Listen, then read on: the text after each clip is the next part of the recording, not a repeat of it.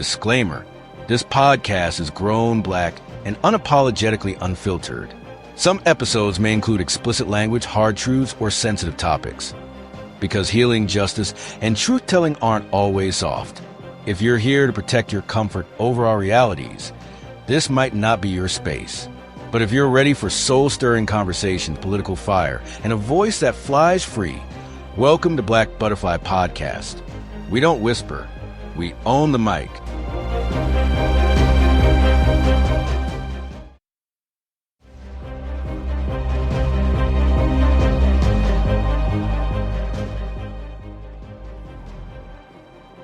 Welcome back, my black butterflies, to the podcast where we break down the laws and policy that sneak up on us, especially as black women trying to secure the bag, raise these babies, and retire without needing a GoFundMe account. While y'all was out here celebrating, the OBBBA, that's Trump's One Big Beautiful Bill Act, was signed into law on July 4th. Because what saves freedom like a mashup of every Republican's dream you can think of? Permanent tax breaks for the rich, deep cuts to Medicaid and food stamps, a tax on clean energy, defunding Planned Parenthood, and locking up immigrants, and slapping a Jesus fish on it like that makes it sanctified. Tonight we're looking ahead. I know everybody's focused on their 2025 tax refund, but I'm already side-eyeing 2026, and here's why. Because this new bill is out here, quietly flipping the script on what we thought we knew about our money. Most of these changes do not hit this year. These are the sneak-up-behind-you changes that kick in starting next year. And listen, some of these changes come dressed up like gifts. But if you don't read the cards, you'll find out real quick it's not for you. Let's break it all the way down. I'm outside, y'all.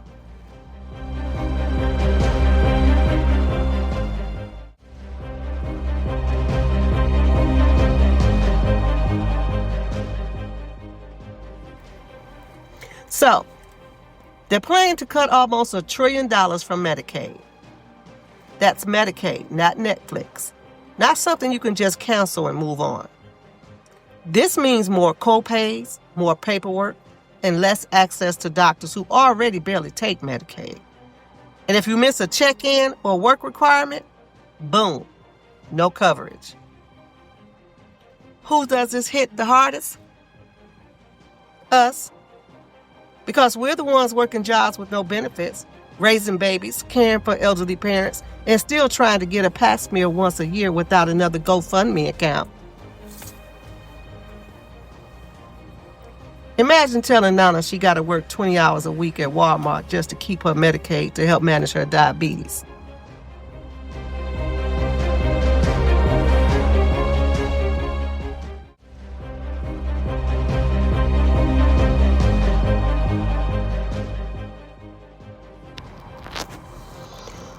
SNAP is on the chopping block. They're slashing nearly $300 billion from SNAP. That's food stamps. And I don't mean buying crab legs and soda like Fox News want to pretend. I mean baby food. I mean meals on the table. I mean school lunches. I mean your refrigerator when your rent ate up your whole paycheck. Now, they're saying you got to work at least 80 hours a month to get food stamps. What if you're disabled? What if you're retired and disabled? What if you're a full-time caregiver? What if you just got laid off? Well, guess what? You better pick up a shift somewhere or starve. Because these people really out here trying to starve the poor while feeding billionaires. Now, ain't that some Hunger Games ass energy?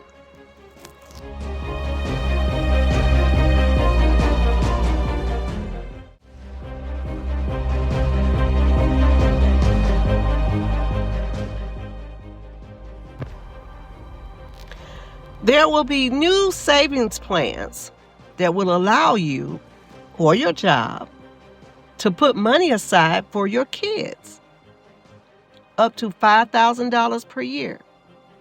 And employers can chip in $2,500. That money grows tax-free until your child turns 18. So you're shelling out money now and getting zero benefits at tax time for nearly 2 decades. Now here's the good or not. If you just had a baby or plan to between 2025 and 2028, the feds will drop a whopping $1,000 baby bonus into a savings account in that child's name. Automatically. Your baby's still gonna need affordable child care and health care, but hey, at least he got that grand he can't touch till 2045. How this impact us? We are already underpaid and overworked. This assumes we have extra money to put aside when most of us are just trying to afford child care. If you don't have employer benefits, you're on your own, sis.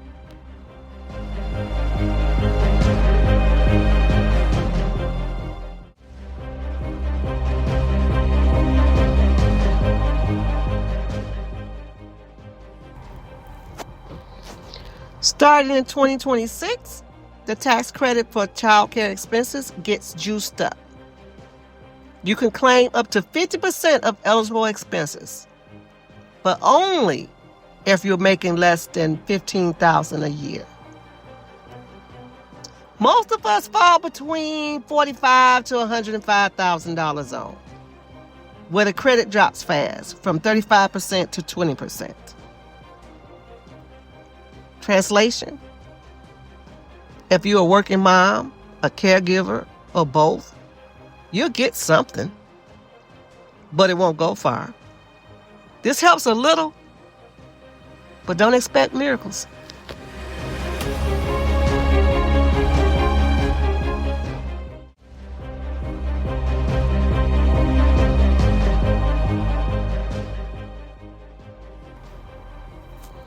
Okay, let's talk about the premium tax credit changes. This part, a hot mess. These changes could reduce how many people, especially lower income or undocumented folks, qualify for subsidized marketplace health care. Starting in 2026, you may owe back every penny of a health care subsidy if your income changes. If you qualify for a special enrollment just because your income dropped, tough luck, you're out. And come 2028, you'll have to hand over more paperwork to prove your income, family size, and even immigration status. Let's be real. We're already navigating inconsistent jobs, caregiving gaps, and chronic health disparities. This makes it even harder to stay insured while life is lifing.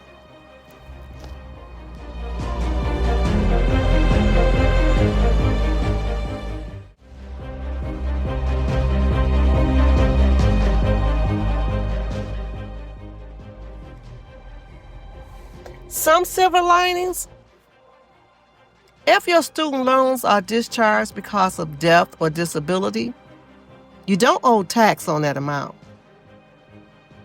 Employers can help pay up to $5,250 a year towards your student loan. And now, that's permanent. You can still get the American Opportunity or the Lifetime Learning Credit, but for the AOC, you'll need your school's EIN, which means more paperwork. For us, this helps a lot if you're still in the thick of student loan debt.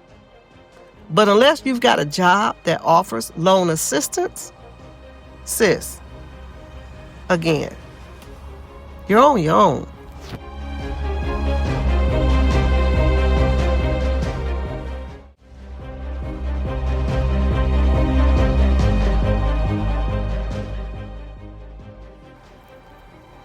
If you're a teacher or coach or any school-based worker, your out-of-pocket expenses now go further. Up to $300 deduction stays, but if you itemize, you can now claim more. It's long overdue. We show up in classrooms, coaching after school, using our own money to feed and teach other folks' kids.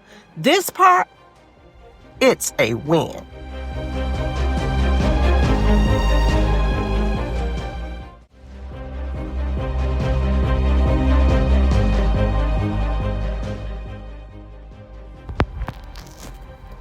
Your mortgage interest deductions stay capped at $750,000. Not a big deal for most of us. But here's the gem. PMI can now count towards your mortgage interest deduction. But home equity loan interest, still not deductible. Bottom line, if you're a first-generation homeowner trying to build wealth, this helps a little, but it's not revolutionary.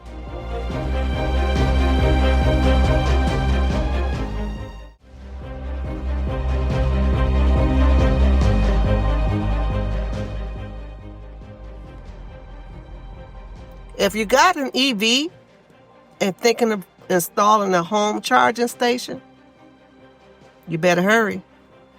The tax break for alternative fuel refueling equipment disappears after June 30th, 2026. They've killed clean energy tax credits and boosted money for oil and coal.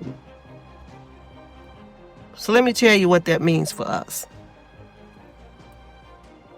We're going backwards to more pollution, more asthma, more utility bills we can't afford. And where do they build the plants and dump the trash? Our communities. Not in neighborhoods with Tom Thumbs, Whole Foods, or Trader Joe's. No.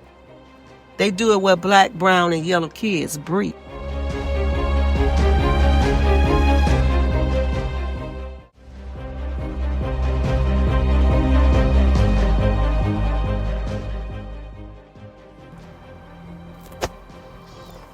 For all my entrepreneurs and side hustlers, starting 2026, the IRS won't send you a 1099 unless you make $2,000 or more, not the $600 like before. But don't get too comfy.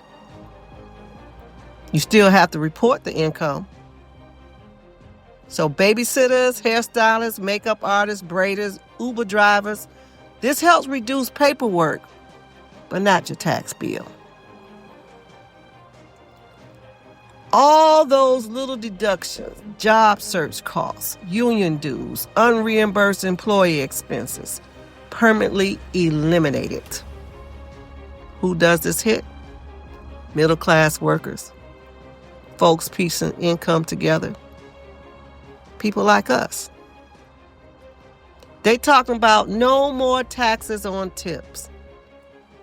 Cute, right? But most of us ain't tipping our way into wealth. Meanwhile, they out here giving billions in tax cuts to corporations and billionaires. You over here getting $10 back from your taxes while Elon Musk just bought his third yacht using the refund from his robot maid. Make it make sense.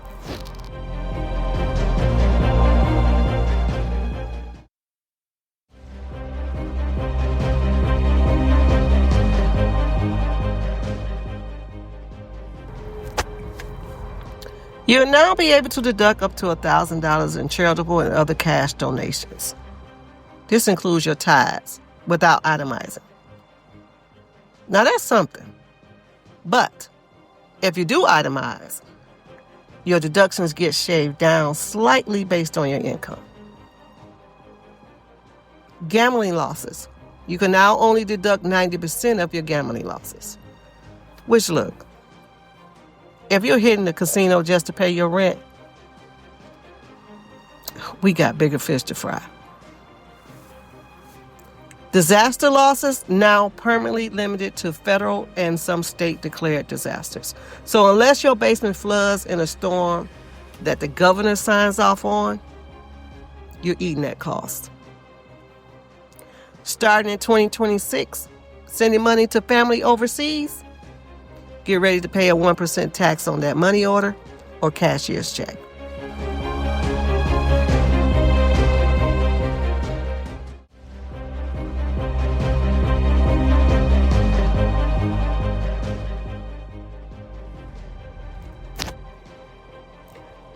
So what does all this mean for us? It means we don't have to get ready if we stay ready. These rule changes might look harmless or even helpful, but they come with strings. And if we're not careful, we'll be paying for other people's policies with our checks, our coverage, and our children's futures. Personally, I believe this is a revenge bill, and the title is certainly a play on words. OBAMA, OBBBA. So here's your next step. Bookmark this episode. Call your local tax pro. Check your employer benefits. And most importantly, talk to your sisters. Because what they don't tell us can cost us the most. I call it the old Triple B Bullshit Act. But who am I? This is your host, Drina O'Neal, signing off until next time. Stay bold, stay beautiful, and stay black and fly. Black butterfly, fly.